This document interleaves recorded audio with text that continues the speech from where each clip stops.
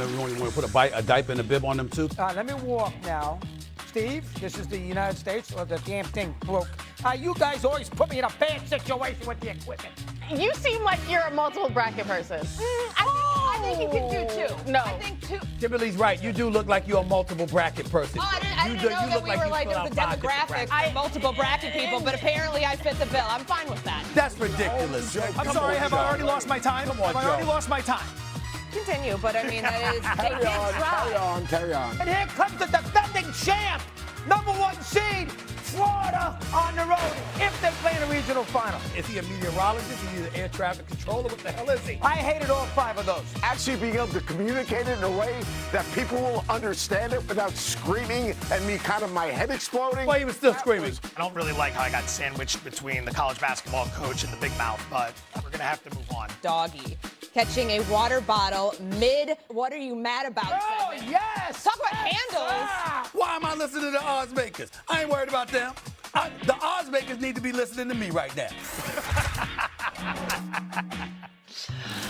Good week on First Take as always. Let's go to the NBA. Victor Wembanyama delivered in the clutch last night, hitting a go-ahead jumper with 1 second to lift the Spurs and give them a 1-point win over the Suns. They helped San Antonio clinch their first playoff appearance in 6 seasons. Wemby finished with 34 points and 12 boards in the win. San Antonio's 9th W in their last 10 games, by the way. Meanwhile, in Lakers land, Luka absolutely dominated the Miami Heat in South Beach last night, a 134-126 win. He finished with a ridiculous 60 points to give Doncic 100 points over his last 2 games combined. By the way, they were a back-to-back, too. The win was the Lakers' 8th in a row. Post-game, Lakers legend James Worthy had high praise for Luka and said this, quote, historically, the Lakers have had clutch players. Kareem with the skyhook, Magic with his play, Kobe, Shaq, but I don't think we've ever had one as consistent and dominant as Luka Doncic, end quote. Now we go back to the 2 stars. That quote might need some reacting. But anyways, which would you rather have on your team, Luka or Wemby right now? What do you think, Wendy? You're putting me in a bad spot the day after Luka completed a 100-point performance in less than 48 hours, because that's what he did. And, you know, when you look at the 40 that he had in Houston the other night, on a crazy back-to-back on the road, you're putting me in a bad spot. But I'm going to go with Wemby, and I'm going to give you the answer as to why.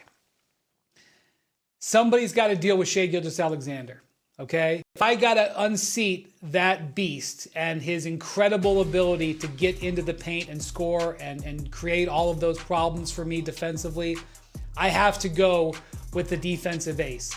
I agree with James Worthy in the fact that Luka is one of the most incredible offensive players of my lifetime.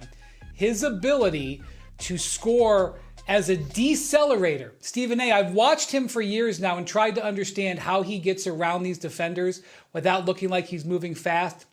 And I've come to understand that he decelerates better than anybody I've ever seen, because decelerating fast can be a weapon. But that's another topic for another X's and O day.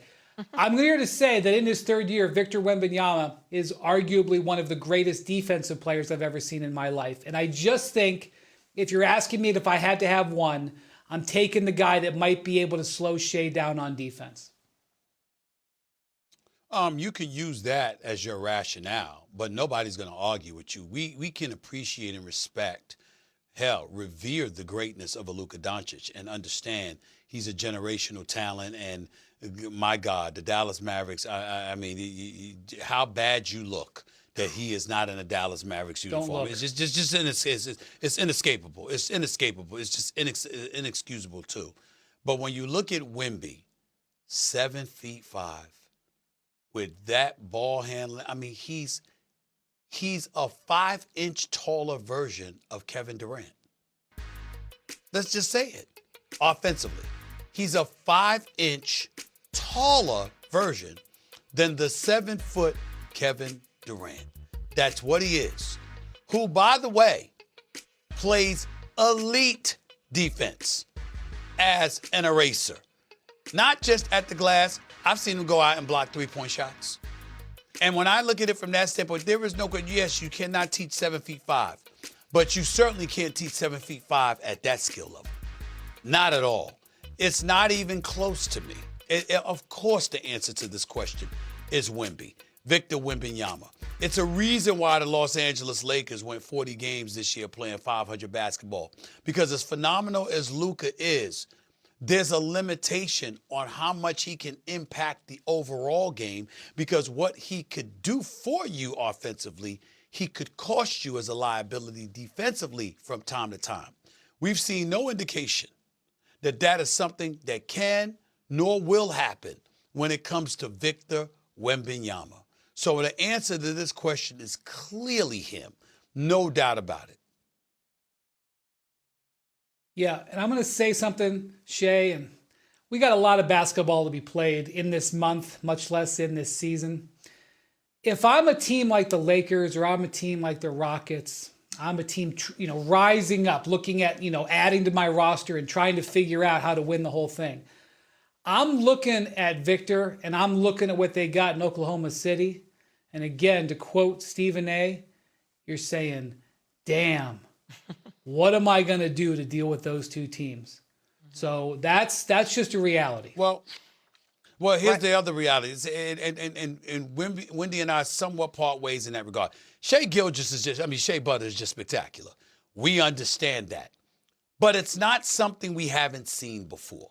We've seen the level of greatness and efficiency that he brings to the table, averaging over 31 a game, shooting 55% from the field.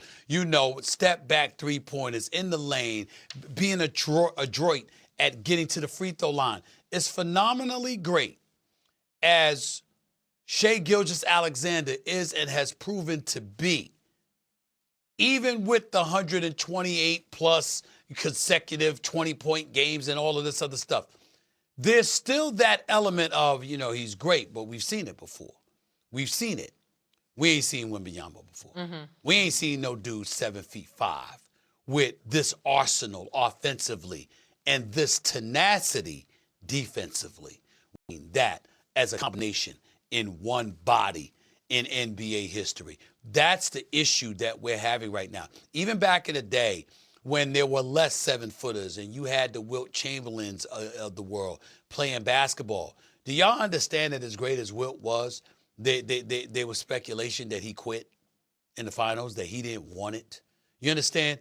You don't see anything like that from Victor Wembanyama. It's not just about his skill set. It's about the want-it factor. The man is coming. That's absolutely correct. And he's telling everybody he's coming. And he's unapologetic about it. And he's not trying to take any prisoners. He's not waiting for his turn to dominate. He's telling you, I'm here now. I'm coming for all your asses. That's what he's telling them. And he's doing it.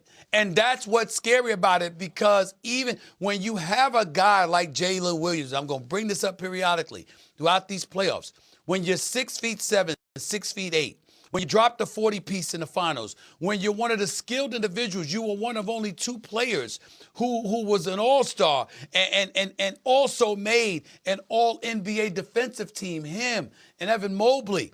And that guy is sitting at a podium looking at a reporter and just going like this and saying, they got a dude over there 7'5". We're kind of having a hard time dealing with that.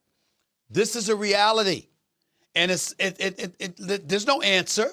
There's no answer. The closest thing you could come to an answer, Wendy, is that you got to put some beef on him. He is, obviously being as tall as he is very slim, and you got to be willing to chop him down. That's really the only hope that you have. You got to punish him because nothing else is going to work.